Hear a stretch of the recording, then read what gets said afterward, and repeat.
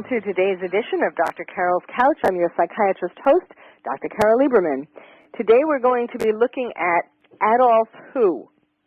Who, are you saying? That's the point. Adolf who? Adolf Hitler, of course. My guest today is Ray Comfort.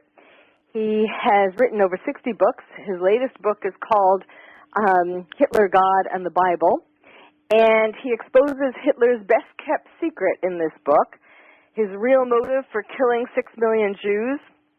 And mainly, what's so interesting about this is, besides that, of course, I want to hear, there have been lots of theories, but Ray has done an extensive amount of research and has, dug into this issue deeper.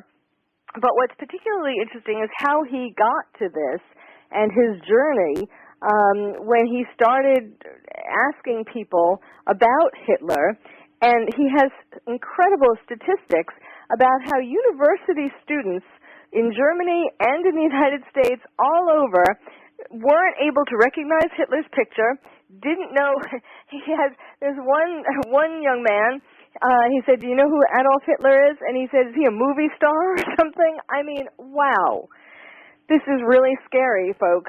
If these are university students, imagine, going to people who aren't university students, who aren't supposed to be studying. This is really very, very scary because those who, I forget the exact quote, but it's something like those who forget history are doomed to repeat it. So, Ray, welcome to the show. Thank you for having me on. I appreciate it. Who is the author of that quote, those who are doomed? A very memorable man whose name slips me at the moment. Well, it's a good quote in any case. Yes, those who forget history are destined to repeat it, and it's such a great truth. Yes. And that's what we see happening in our nation at the moment. When I was doing research for the book, I decided I'd tell the publishers, WorldNet Daily, that I'd give them a video called Hitler's Religion. So I went out into the universities with my camera, and I asked people who Adolf Hitler was, and they came back horrified because they had 14 people on camera who didn't know who Adolf Hitler was, as you said. And that really concerned me. I thought, this is crazy. And then I decided I'd put them in a moral dilemma, because when I was studying the Holocaust, I came across a horrific incident where the Nazis shot 300 Jews in a pit and then buried some of them while they were still alive with bulldozers. And so I put people in a moral dilemma and said, at the point of a Nazi gun, would you bury Jews alive in a bulldozer? And people said, no, I could never do that. And I say, why is it? Because you value human life? And they'd say, yes. I'd say, well, what do you think about abortion? And they'd say, oh, it's a woman's choice. I'd say, do you think it's a baby in the womb? And they'd say, yes. So then I asked them one question that caused them to a complete change of mind, from being adamantly pro-abortion, being pro-life, in a matter of seconds because of this one question. So we came back to the studio, saw we had these 8 people changing their minds about abortion, and realized we didn't have a video called Hitler's Religion. We had a pro-life video, so we put it on a website called 180movie.com, and it's in 4 months had 2.4 million views. Okay, well, I really don't think we should go into the abortion issue, because obviously you and I disagree. Okay. I think it is a woman's choice. So I would. Hey, why don't we just talk about it for a minute? It's healthy to discuss this. And I'd just like to find out why you think that. Well, as a psychiatrist, I have seen the damage both to the woman and to the children who were born who were not wanted. The damage to the woman's life, who did not want a child for multiple reasons, and the damage to the child who was born to a mother who did not want them. So, Carole, do you the think abuse, the death, the so on. Do you think it's a baby in the womb? At a certain time, it is. It isn't at the beginning. What point does it become a baby? Well, I can't remember right now. Like 5 weeks or so. There's some point at which it has a heartbeat, and at that point is when, and I think that's around 5 weeks. Yeah, you're right. It's about 5 or 6 weeks. Okay. So finish the sentence for me, Carole. What? It's okay to kill a baby in the womb when? I can't say, I'm not going to say that it's just okay before 5 weeks, if that's what you're getting at. No, they kill babies right up to about 19, 20 weeks. So there's really no justification for killing a baby. Just have it adopted. I think it's a wonderful thing. There are people waiting to have them adopted. You don't kill a baby because it's going to inconvenience your life. And we have multitudes of people changing their minds about abortion just from watching 180movie.com. It's a free video, 2.4 million views. And all it does is... But I thought that was about, because I watched the trailer for that movie, which I thought was great, the trailer. I didn't know that the movie was online. But in any case, the trailer, which mainly has you asking the students, who was Adolf Hitler, I thought was fabulous. I had no clue, quite frankly, that it had anything to do with abortion, because that's not in the trailer, or if it was, I missed it. There's two trailers. There's one that shows 8 people, university students, changing their mind about abortion. No, I didn't see that. Yeah, I think it's just so cool that people are open-minded to receive extra information. When I meet an atheist, I can gives them the ability to see something. Believe me, as a physician who went through OBGYN and, before I became a psychiatrist, and being a psychiatrist for many years, I have enough information. So you're not going to change my mind on this. So I think we should move on to what I thought we were going to be talking about today, which is Adolf Hitler. I was talking about the Holocaust, Carol. I hadn't finished what I was saying. So it's great that people can change their minds when they get extra information, because when someone says, I'm not changing my mind about something, they're not open-minded. They're a bigot. They're closed-minded. So that's why it's wonderful that these kids in university could change their mind about different issues when they get extra information, because closed-mindedness is horrible. We've got to be tolerant of people.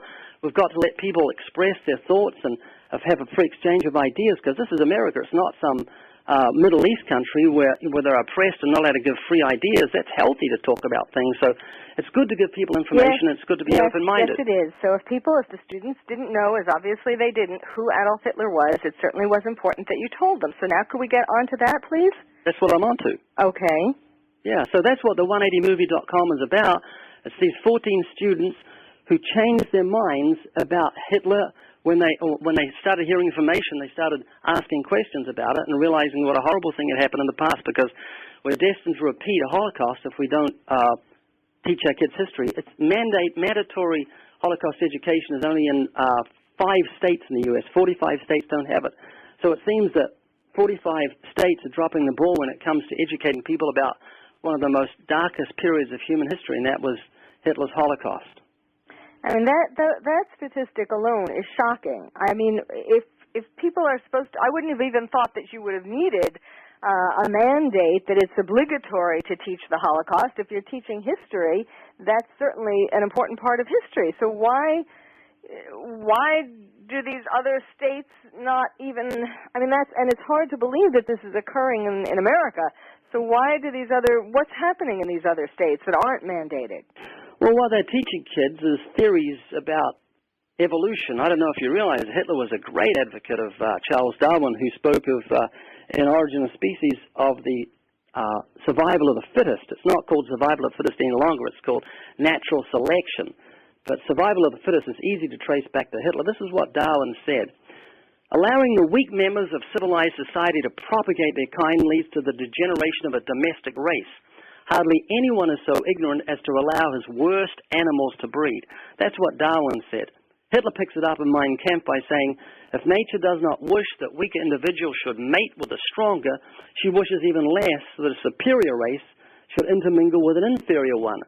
So what Hitler did was put Darwinian evolution into practice, kill off the weaker members of community, those he considered to be weaker, such as Jews, blacks, gypsies, and homosexuals, and let the strongest survive. And that's what we see happening in our nation. You ask most kids that come out of university, do you think you're a primate? They say, absolutely. They're convinced they're primates. They don't see themselves as having any moral absolutes, saying it's wrong to kill. And that's why we have a generation that has no concern or regard for human life. Wait a minute, I'm confused. Are you saying that, you're saying that humans aren't primates? What do you mean? Of course they're not primates. We're made in the image of God with a moral compass of right and wrong. Hey, I have a feeling I should have... Yeah, this is healthy too. It's not making you feel uncomfortable. Let's talk about evolution for a few moments. This is really not what what was... It's what the book's about. I talk about it in the book. Did you read the book? That's not what, you have a publicist, And I received his press release. Adolf Who, new book exposes Hitler's best-kept secret, okay? And what's the name of the book? What? What's the name of the book? The name of the book is Hitler, God, and the Bible. So I should be able to talk about God and the Bible because that's what I do in the book. And in the book I say there's no scientific evidence for evolution. It's a theory. Look, this is not good. This is not what I thought we were going to talk about. This is not what your press release says, and I don't want to talk about this on my show. Hey, you're going to want to give airing. I do not want to give airtime to this. I'm sorry. I believe in Darwin. I know I you do. believe in we are primates. And, if you don't want to talk about Hitler, then maybe we should discontinue this I want to interview. talk about Hitler, Carole. I want to talk about what he believed and why he killed off so many people. And I want to talk about how he embraced evolution. This is history. This can be substantiated. You need to be open-minded and tolerant. Well, let me ask you some specific questions, because there were things in the press release that I was particularly interested in. Okay, ask me the questions and so why I'll don't we talk about that? Let's give it a try. All right. First of all, it says...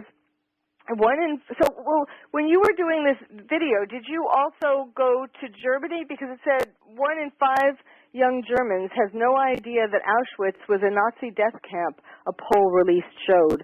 Although 90%... A separate news release, Carole. What? A separate news release. What do you mean? Yes. Although 90% of those asked did know it was a concentration camp, the poll for yesterday's edition of Stern News magazine revealed that Auschwitz meant nothing to 21% of 18 to 29-year-olds. So do you want to talk about that? Well, there's nothing much to say because I've got a whole stack of stuff to say, but you're censoring me. Well, no, I don't want to talk about Darwin. I don't want to talk about abortion. I wanted to talk about your research into Hitler and his motives for killing the Jews. I can tell you his motives for killing the Jews. But you might stop me while I'm talking about it. I'm not going to mention evolution. I'm not going to talk about Darwinism, but it's of great interest, and I think I uncovered it. Well, wait, you said that there were theories. That there have been theories about why he did this, and I thought that those were interesting. I'll give them to you now, and I won't mention abortion, and I won't mention evolution. Can you handle that? Go ahead. Okay. When I was researching... Well, that's not what's abortion or evolution are not in here as the theories. So go ahead and talk about what some of the theories are. Okay, they are in my book, though. So anyway, let me just finish what I was saying. As I was researching for the book, I thought I'd uncover why Hitler hated and killed so many Jews. And all I got was theories. All I got was perhaps he had syphilis from a Jewish prostitute. Maybe he was jealous of the Jews, of their ability to make money during the Depression in Germany. Or perhaps he was bitter because his paintings were rejected by an art school in Vienna, and the art school had on their board mainly Jews. And I couldn't find anything concrete. It was all theory. It was maybe, perhaps, could have. And I thought, that doesn't justify the killing of 6 million Jews. I can imagine somebody being bitter enough to go out and kill a Jew because they were, angry. Maybe a 6-member Jewish family, maybe 60 people at a stretch, but 6,000 people? Or what about 6 million, which Hitler killed? So I thought there must be an incendiary incentive, something that motivated him to do so. Okay. And I discovered on the 26th of April, 1938, Hitler mandated by law that all Jews would disclose their wealth in detail. That every Jew had to list exactly what he was worth, what he owned, and what they're actually doing. And this was mandated with a threat of a 10-year hard labor prison sentence if they didn't do it. What they're actually doing was signing their death warrant when they filled out that form, because when Nazis arrived at the home of a Jewish family, they knew who they wanted and what they wanted. They knew who owned jewelry, who owned paintings, how much was in bank accounts, how much their insurance policies were worth, etc. So when Hitler killed a Jewish family, and when he killed a whole family, there's no one left to complain. When he killed a family, he got their house, he got their car, he got their savings, he got their paintings, he got their insurance policy, their bonds, he got the gold out of their teeth, the jewelry, the hair off their head, and the clothes off their back. So he made billions through killing Jewish families, and that gave him power. So the love of money still is the root of all evil. And 30% of the war machine was paid for by the blood of the Jews, Carole, believe it or not. That's interesting. And I believe that was his incendiary incentive. That's what motivated him. And it wasn't just because he was bitter because he had syphilis, which nobody really knows. Well, now, apparently he was, after his parents died, and he didn't really have a good job. I mean, he wanted to be an artist, right? That was his desire. He was an artist, and he was a reasonably good artist. Well, we do need to take a break. That's what that music means. We will come back to the very controversial show that we're having today called Adolf Who, talking about Adolf Hitler. My guest is Ray Comfort. His latest book is Hitler, God, and the Bible. Stay tuned. You're listening to Dr. Carole's Couch, and I'm your psychiatrist host, Dr. Carole Lieberman. And welcome back to Dr. Carole's Couch. I'm your psychiatrist host, Dr. Carole Lieberman, with my having an incendiary show today, which is kind of fitting, since we're talking about Adolf Hitler and his incineration of 6 million Jews. Ray's book is called Hitler, God, and the Bible. We are going to try to tiptoe through the tulips here because Ray has an incredible wealth of information with all the research that he's done. We may disagree on issues like Darwin and abortion, but there is so much more that Ray has uncovered. So why don't you give us back up a little bit and tell us about Hitler's life, aside from what we, before he started burning 6 million Jews, and even after, during the war, talking about his mistress and so on. There are a lot of interesting aspects to his life. Adolf Hitler, people don't realize, but he was a baby kisser at the beginning of his political career. Like many politicians, you have to have a kind of a look of being an approachable, nice guy who believes in God, particularly in America. If you know what you're doing as a politician, you should get your photo taken outside a church building with a robed minister holding onto a shrink-wrapped Bible. Go to a prayer breakfast, say something about God, and then perhaps throw a few Bible verses in your speeches. And that's how you deceive the hearts of the simple, and that's exactly what Hitler did. He had a very dominant father who used to beat him a lot. He had a doting mother that didn't discipline him at all. His mom died when he was a young boy. I think he was 12 years old, and his father died also. And then he became almost a starving artist, he was in Vienna. Went through a very hard time. Then he got involved in the First World War, and when the war broke out, Hitler said this: I sank down on my knees and thanked heaven out of the fullness of my heart for the favor of having been permitted to live at such a time as this. He thanked heaven when the First World War broke out because he loved war. He used to play war games as a kid. He was actually a war hero in the First World War, got involved in politics, and then rose to power because he was such a fine speaker. You may have seen clips of him raving in Germany. You think, what a crazy fanatic. But if you look at the English translation, he was offering himself as a savior to Germany because they were in such a political strife. They were deeply in debt because of reparations leveled at them from the Treaty of Versailles. They were blamed for the First World War, 40% unemployment rate. So Hitler was saying, I'm going to give you back full employment, which he did. He was saying, I'm going to restore the glory back to Germany. And so we look back in history through the eyes of the swastika and what it stands for us. But when the swastika arose in the early 30s and Hitler spoke to vast millions, he was offering a message of hope, and people embraced him as a savior, as a messiah, as a deliverer from the plight of the Germans.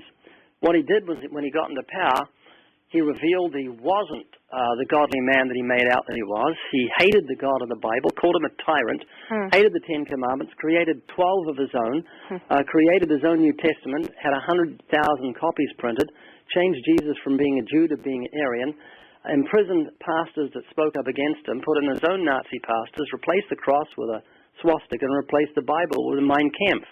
And he killed off anybody who disagreed with him. He was totally intolerant and didn't like knowledge at all. He burned books, believe it or not. It's so interesting because this much hate does come from early on, and yes, it's known that he had his father, that he had such turmoil with his father, the first authority figure actually, from the time that he was a little boy. Yeah, but a lot of people have a problem with a dad that is an authoritative figure and dominant, but they don't go out and kill 6 million Jews. Yes. So a lot of people make it through a difficult child, even without a father, without a mother sometimes, but they turn out normal. But Hitler was special. He's very insecure. He was given ultimate power, which we should never, ever do. And that's why it's such a tragedy that so many in today's generation repeat history if we don't know about it. We should never give any human being supreme authority, especially when they're like Hitler. Hitler was what's known as an idolater. He created a god in his own image, and that god didn't have a moral dictate, so he could go out and kill because the God that he believed in didn't say you shall not kill. It was a dumb idol that didn't have a moral dictate. Mm-hmm. Make sense? Yes, yes. And I was an idolater years ago myself. I used to pray to a God of my own creation, a God in my mind that didn't exist. Well, I was going to ask, yes, I did want you to sort of give a little background of yourself and how you came to be in. And also, I've read two different places about your religion. So could you sort of go back and kind of tell us where you're coming from? Yeah, certainly, if you don't mind. I'm Jewish by birth. My mum was a full Jew. My grandparents or great-grandparents came from Poland. They fled Poland in the late 1800s and went to England, changed their name to a Gentile name, then emigrated to New Zealand. That's why I've got a very slight accent. My mum married a Gentile. She was kicked out of her family of 11 children because of that. And when I was born after the Second World War, they put Gentile, Methodist on my birth certificate because they were afraid of another Holocaust. And so I was raised without any instruction about God, neither Jewish nor Gentile religion. I was just left to do my own thing. But, I started thinking at the age of about 20 years old, why am I part of the ultimate statistic? Why do 10 out of 10 people die? And I had no idea why I was going to lose everything I loved. It was going to be ripped from my hands by this big thing called death that nobody wanted to talk about. And I remember looking at my wife. I was lying on the bed. We'd just been married, beautiful wife, and I just started weeping. She was asleep at the thought that she could be snatched into death at any incident, any moment, and it made no sense to me. Even though I was very, very happy, I had my own business at the age of 20 and completely liquid financially. And then a guy explained to me the reason we die, and I hope this doesn't make you feel uncomfortable, Carole. Ask the experts. Call toll-free right now, 1-866-472-5787. And ask our All-Star team to answer your question. That's 1-866-472-5787. Thank you for calling. VoiceAmerica.com. And welcome back to Dr. Carole's Couch. I'm your psychiatrist host, Dr. Carole Lieberman, with my guest, Ray Comfort, who was just about to tell us about death. When some technical problem happened and he got disconnected and I thought I was disconnected, and in any case, all of you must have been thinking we both hung up on each other since we disagreed with so many things. But I promise you, I did not hang up. I was very interested to hear what you had to say about you were saying before the break, so to speak. I mean, it was so ironic that we're talking about death and then everything goes dead. But you were saying about how were looking at your beautiful wife and you started to cry because you realized that at some point she would die. Yeah, and life didn't make sense to me. Every day 150,000 people die, so I thought, well, no one wants to talk about this. No one's got an answer. I'll just see if the medical profession has got an answer. So I went to see a doctor to see how I could stay healthy. Walked into his office, and he was sitting there looking like death warmed up, sucking on a cigarette. And I thought, well, there's no help there. And science was too worried about that time about putting a man upon the moon to be worried about why people die on Earth. And so I just gave up. And 6 months later, I was on a surfing trip, and a young guy explained to me the biblical reason we die is because we've broken an eternal law. We've sinned against God and broken His commandments. And I remember thinking, well, I'm not a bad person. I'm okay. And then I looked at one Bible verse that just pinned me against the wall. And this is what it was, Carole. And this is it. It's from the Sermon on the Mount. Jesus said, whoever looks at a woman and lusts for her has committed adultery already with her in his heart. And I thought, boy, if that's the standard of Judgment Day, I'm in big trouble.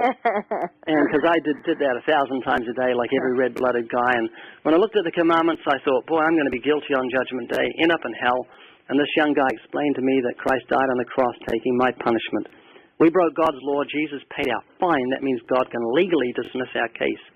And so I repented and trusted Christ and became a Christian 40 years ago on the 25th of April this year and haven't looked back. And it's so wonderful knowing I've got everlasting life and not having any fear of death and knowing what's going to happen after death. And that's one of the main reasons I produced the book. It's a quality read. It's a quality book. It's interesting. It's historically accurate. And it just contains the information I've shared with you, which you were very gracious to allow me to share. So I really appreciate that. Okay. Well, how did your mother your Jewish mother take to you? Great question. Yeah, she was horrified. Absolutely horrified. But she wasn't a committed Jew. She just, over the years, she got to appreciate it, and she'd come and hear me speak, and so did my dad, because I speak for a living in different places around the country. So they did accept me, which is wonderful. That's interesting. It's particularly interesting with your background, which I guess I should have asked you about first. But it's particularly interesting that you are so focused on Hitler and his genocide of the 6 million Jews, and then he also killed 6 million other people. It was 11 million in total that he killed. 5 million other people. And it really is like 50 million people died because of his insanity when it comes to the Second World War. That's how many people were killed. And it's horrific that one man can get to such a place of power. And when you realize the way that he did it, he wasn't even voted in. It was just he got in by kind of default.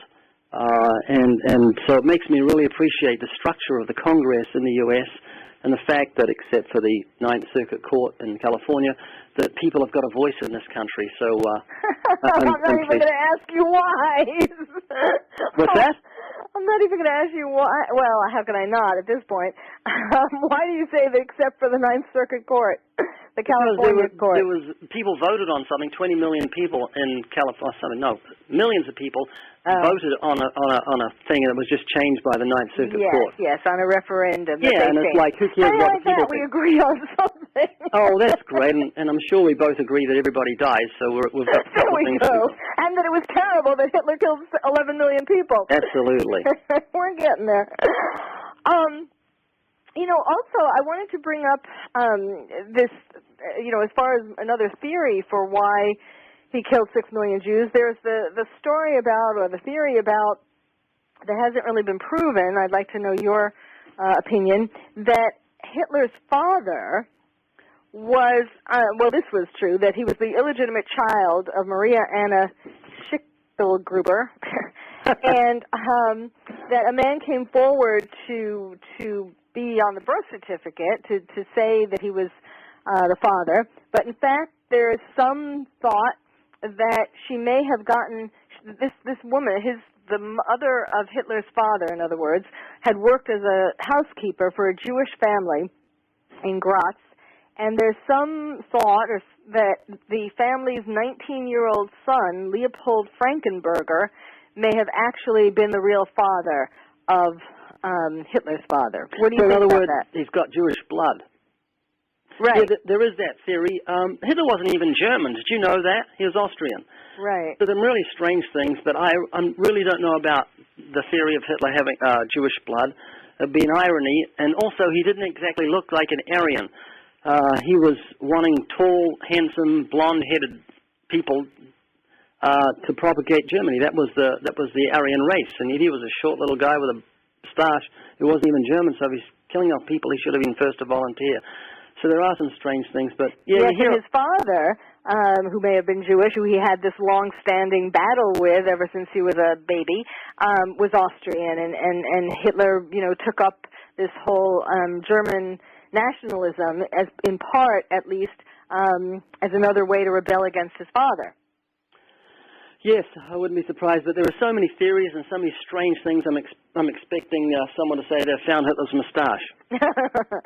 Well, tell us about, one thing that's interesting is when you see pictures of him as a little baby, he looks relatively innocent, as all babies do, really.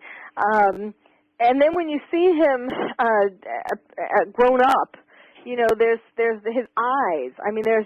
There's this meanness, this malevolence in his eyes that really, speak to whatever happened to him between being a baby and then, between the homelessness and the revolting against his father and just apparently a lot of other things. But yes, it is really hard still, no matter how much trauma he endured, to imagine somebody being that twisted, that traumatized, that twisted, to be able to kill 11 million people. It is still, it really does defy, the understanding. It doesn't with me, because I look at things differently than you. Well, I mean, okay, I mean, but what would you say then is the main, I mean, you're looking at things. This is how I look at things. Are you ready? Yes. I see human beings not as good. I see every one of us as being evil. Ah. That's the difference. There we go. There we go. There's a basic disagreement. Okay. Now, if you disagree with me, tonight I'd like you to leave your door unlocked to your house, leave your car unlocked, and leave your purse on the sidewalk during the night, because you believe in the goodness of humanity. I do believe in the goodness of humanity, but the thing is that why do you lock your door at night? Because when these people are born with this general goodness and innocence and so on, and traumatic things happen to them throughout their life, whether it's things growing up with their parents and their family, or things at school, or things when they get older in society. It's things like bullying when they're going to school growing up, but more things as they grow up. I mean, the world affects some people who are more vulnerable in these ways that take them away from this innocent, good, inherent state, to feeling defensive and protective and feeling like if they don't, protect themselves, that all these other evil people are going to get them. Carole, how many people were murdered in the U.S. during the 1990s? Have you any idea? I don't have a statistic for you, no. I have one. Yes? 200,000. Okay.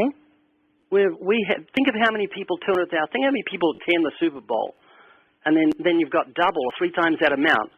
That's how many people were killed just in the U.S. via murder. They're the ones that were caught.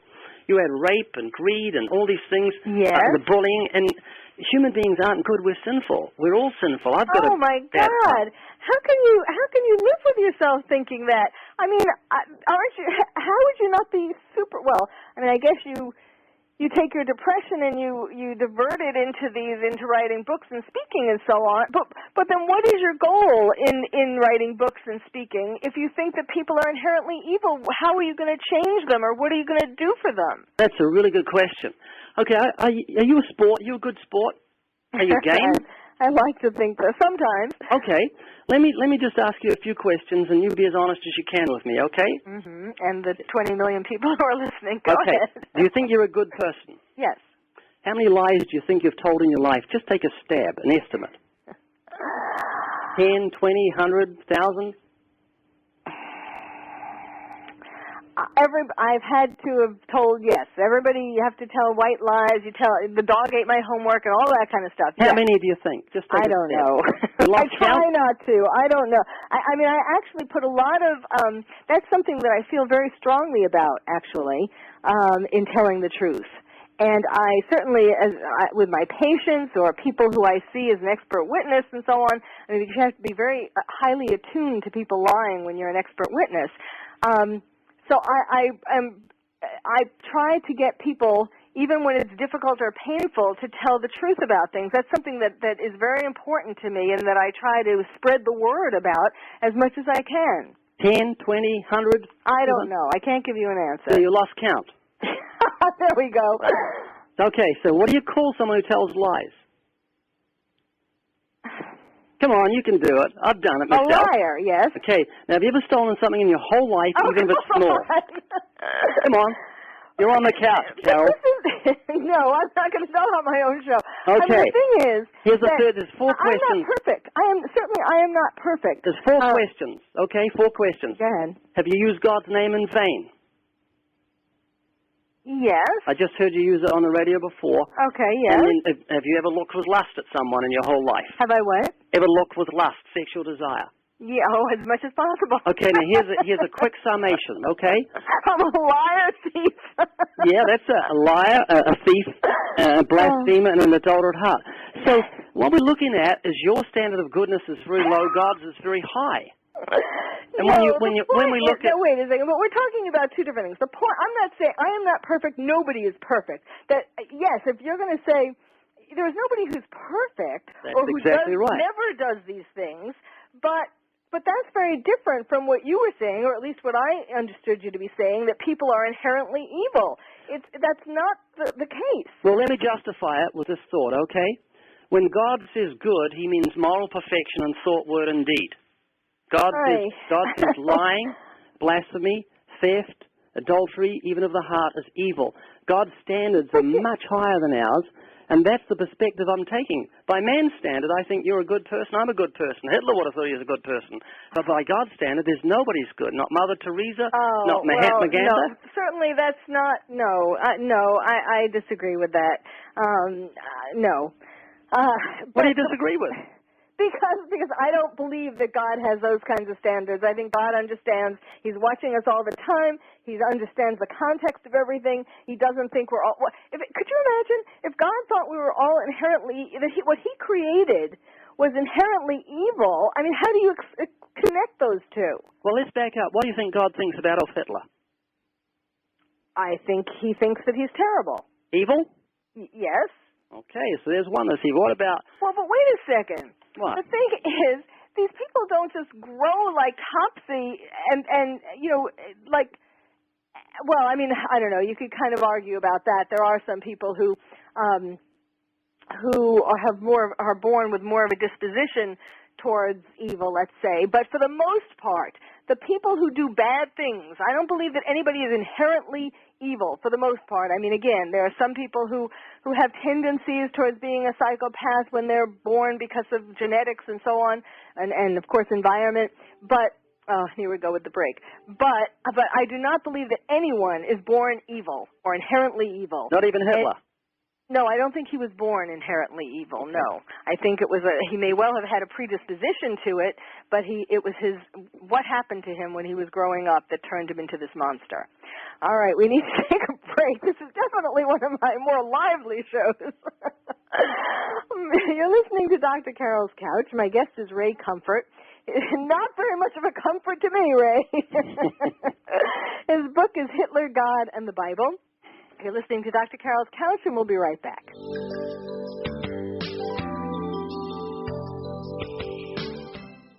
Talk, talk, talk. That's all we do is talk. If you'd like to talk, call us toll-free right now at 1-866-472-5787. 1-866-472-5787. That's it. VoiceAmerica.com. Are you having difficulty coping with these troubled times? Do you want help? Then contact Dr. Carole Lieberman today at www.drcarole.com. Dr. Carole is a certified psychiatrist who not only has won an Emmy, but is a regular on top television shows like Oprah Winfrey and Larry King. She's here to help you through books, CDs, and helplines. Having trouble relaxing? Check out her relaxation CD. Has the fear of terrorism crippled your life? Call the Terrorism Hotline. And if you're having trouble with relationships, check out her book, Bad Boys. Dr. Carole wants to help you today, so contact her at www.drcarole.com or for immediate help at 1-900-860-COPE. Get help making sense of these troubled times. www.drcarole.com. The Internet's #1 talk station. #1 talk station. VoiceAmerica.com. Welcome back to Dr. Carole's Couch. If you have a question or comment for Dr. Carole, dial toll-free at 1-866-472-5788. Now back to the show. Here's Dr. Carole Lieberman. And welcome back to Dr. Carole's Couch. I'm your psychiatrist host, Dr. Carole Lieberman, who my guest has just called a liar and a thief and a blasphemer and a what would you call me? An adulterer at heart is what the Bible says. There we go. At least in heart.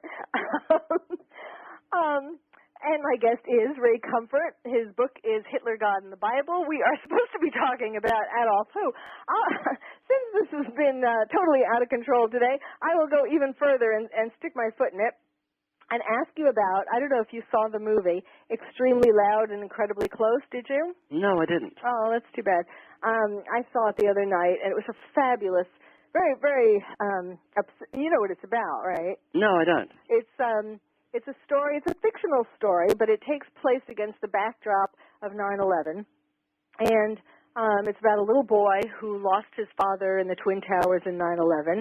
And he had this fabulous relationship with his father. And the father, he found a key in his father's closet after his father died. He finally went to the closet a year or so after, and he found this key. And it was kind of like the games that he and his father had played where he had to go searching for things and so on, questioning things. And so he went around, this was part of how he tried to deal with his father's death, he went around trying to find what the key unlocked. And why I brought it up was because I think you would like it. I mean, of course, it's very troubling. You know, it was interesting. After the movie was over, the people in the audience, you know, there were a couple of claps, but then so many people in the audience were just sitting there when the lights finally went up, even after all the credits, and they were sort of, you know, it was very sort of shocking, or I don't know, it's just very, very emotional. It has a big impact because it brings you back to 9/11, and certainly seeing this little boy's story, it makes it human. And it's just very upsetting, but it's very worthwhile to see. And the reason why I was bringing it up today was because I want to talk about anything except abortion. No, it's because there's kind of this subtle, I detected a subtle theme in the back. There was, the father actually had German roots, and the little boy's father who died. And then it showed this renter who turned out, you soon realized that the renter is likely to have been the little boy's father's father, who had not been a father to him, had sort of disappeared, and he can't speak, this grandfather, because of all the traumas of the war and so on. And so what was really interesting was the very subtle comparison, you know, it was trying to make the point, I believe, that, which is a point well taken, about comparing terrorism to Nazism. Yeah, obviously, there's some nasty people out there that want to kill other people because they've got a political agenda. And that was Hitler's motive, so there definitely is a correlation. Boy, it must be hard for you to watch the news at night thinking that people are basically good, and all you hear is bad news about murder and rape and bank robbery and violence and bullying and all these terrible things. I feel good about myself because I know that God loves me despite my sinful heart. Oh, wow. All right. Well, I mean, yes, it is upsetting to see the news with all these, you know, with all it's only bad news that seems to get certainly 99% of the coverage. In any case, you rarely, I mean, every once in a while on a radio station or somewhere you'll see a token story about someone doing good in the community. But yes, it is mostly bad news. And that actually perpetuates the impression that we're all inherently evil. Yeah, it depends on your definition of evil. If you thought theft, blasphemy, and stealing and lying and adultery were evil, then you'd say, boy, all of us are like that. If you didn't think it was evil, you wouldn't. I guarantee if Hitler was on the program now, he'd think he was a good person. He brought in full employment. He helped Germany get on its feet. He got rid of the filth of the Jews and the homosexuals. He cleaned up Germany. How would I have thought that he was a good person? Because all of us think we're good because we judge ourselves by our own standards. Well, are you comparing me to Hitler? No, not at all. Of course not. But I guarantee if he was on this program, he'd think he was good because we all think we're good. You mean he would think he was good? Of course he would. Oh, I see what you're saying. Okay, yeah. Well, I don't know. Somehow I think he had a clue. I think that he knew what he was doing, that what he was doing was evil. I mean, yes, I think, you know, Hitler and certainly terrorists, I mean, it is a combination. Obviously, people have to be born with a certain proclivity, shall we say, for a deeper kind of evil that anyone else is able to create. and it's not just a simple traumatization by parents and bullies at school and so on. Yes. I like the way you use the word deeper, because all of us have got a bias towards evil. I didn't have to teach my kids to lie. It came naturally. I didn't have to teach them to be selfish. It came naturally. I teach them to share, and I taught them That's not evil. What's that? Are you saying your kids are evil because I'm they saying lie? it's evil. Or people are evil when they lie? I don't think that that's evil. Okay, listen to this, Carol. You're Jewish? Yes. Do you believe the Jewish scriptures? Yes. Here's Psalm 14, verse 2. Oh, I can't quote you Psalms and verses, so Well, I'm going to quote you Psalm 14, verse 2. Well, no, I don't think that's right because I can't check you on that. Yes, you can. Just think Psalm 14, well, verse 2. Well, I can't check you on that in the time that we have left on the show. Well, I'm not going to lie to you. Listen to it. The Lord, You're not going to lie to me. You're evil. You're inherently evil. The Lord evil. looks down from heaven upon the children of men to see if there are any that did understand and seek God. I can't go on with that because I can't check it against Here's verse 3 of the Jewish scriptures. They've all turned aside. They've together become corrupt. I don't want to go forward with this because I cannot, in the time that we have left, assess whether that's accurate or not. And here's the last 8 words. There is none that does any good. Jewish scriptures because there's none that does good, not one. That's Psalm 14, verse 3. Okay, if you're going to continue to do this, we're going to have to end the show because I can't trust. Carol. Be open-minded. I was reading you your scripture. Maybe, absolutely. Maybe you are. But given that we have so many disparate opinions on things, I don't have the Bible in front of me, then I think that let's go somewhere else. Okay. We both have to agree that we believe the Jewish scriptures. You just said you did. So check out when you've got a minute, Psalm 14, verse 3. Okay? Yeah, I won't read it to you. No. Okay, fine. Okay? Yes. Can you remember that? Psalm 14, I'm verse 3. writing it down. Right. And Carol, remember 180movie.com and check that whole thing out. 2.4 million people have watched it. Okay, yes. And it's award-winning. Which is interesting. And again, where can people get your book? Oh, you can get it anywhere. Amazon.com or WorldNetDaily.com. But love them to watch the free movie. 2.4 million people have watched it, and it's very, very interesting. People denying the Holocaust on camera. There's a guy who's a Jew-hating, black-hating, neo-Nazi, America-hating, atheistic, a guy with a 14-inch mohawk, very fascinating guy who actually changes during the movie. You see him change from being hateful to being almost a lovable guy that you want to hug. So it's award-winning, and we gave away 180,000 DVDs at 100 universities across the country in one day in October of 180 Movie. So it's worth watching, Carol. Well, the trailer that I saw, in any case, the part that shows the university students not knowing who Hitler was, is really powerful. And yes, at least I can certainly vouch for that part of it, and I'm sure you have more like that on it. And it is, certainly at a time when our world is getting, when people are going through so many struggles like we have now. Because of things like the ongoing threat of terrorism and the economy and so on, and all these things all over the world that are exploding. Horrible things, yeah. People are. I'll give you this, that people are, because of fear, because of desperation. I've said this before on the show. Because of fear, because of desperation, people are becoming more about me, more about survival, and more about, doing things to other people that they never would have imagined that they would have done before. I will agree that, and it's very sad, and we have to do things to stop that. That's not the same as believing that people are inherently evil. I think it's unfortunately people growing up You believe in they're partly evil, don't you? Didn't you concede that? You say they learn to do evil. You believe that people are partly evil. They learn it. Well, yes, that people like Hitler are born with a proclivity towards that was then brought out by the experiences that he had growing up, and we need to stop. But my guest was Ray Comfort. It was a very, very interesting show. I'm sure everybody else thought that as well. Again, his book can be found in wherever books are sold. It's called Hitler, God, and the Bible, and the movie is 180. That's at 180movie.com. Oh, 180movie.com. Carol, you're a great sport. You've been listening to Dr.